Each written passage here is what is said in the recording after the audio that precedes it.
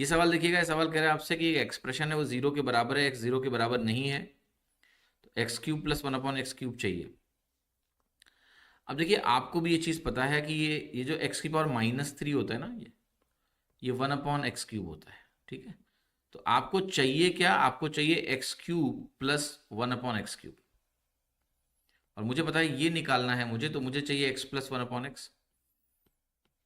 जब भी x plus 1/x a के बराबर होता है तो x³ plus 1/x³ a³ -3a, या फिर यू कह सकते हैं a इंटू a² -3 के बराबर होता है। अगर x प्लस 1/x मालूम चल जाए तो x³ प्लस 1/x³ निकल जाएगा। तो ये जो एक्सप्रेशन मुझे प्रोवाइडेड है ये वाला, यहां से मैं निकालूंगा किसी भी तरह से, कोशिश करूंगा कि भाई x प्लस 1/x मिले, नहीं मिले तो x माइनस 1/x मिले तो भी हम x प्लस 1/x निकाल लेंगे। तो देखते हैं इसको सिंप्लीफाई करके हमें क्या मिलेगा।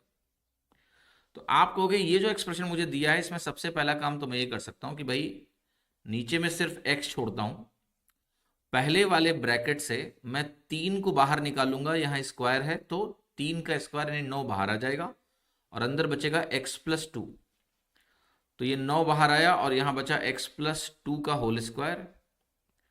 45 से अगर आप 9 को बाहर निकालते हैं तो ये वैल्यू बनेगी ये, और यहाँ जो 9 इंटू एक्स था एक तरह से, ये 9 से 9 कट गया, ठीक, और ये वैल्यू 0 है।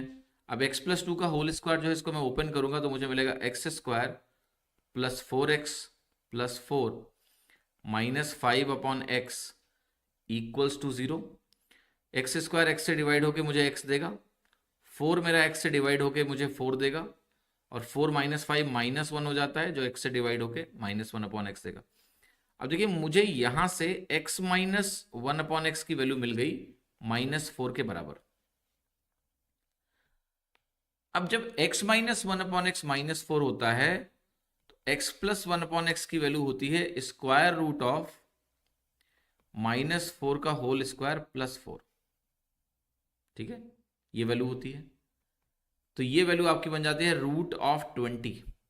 क्या मिलता है, √20, जिसको मैं 2√5 भी बोल सकता हूं, ठीक। अब यहां जाइए आप और x³ प्लस 1/x³ में a की वैल्यू आप रखिए 2√5, a² क्या है 20 माइनस 7 हो गया 3 हो गया 17, 17 दूना 34, √5 आपकी वैल्यू आ गई 34√5, जो कि ऑप्शन है सी। सी उत्तर यहां पर सही हो गया।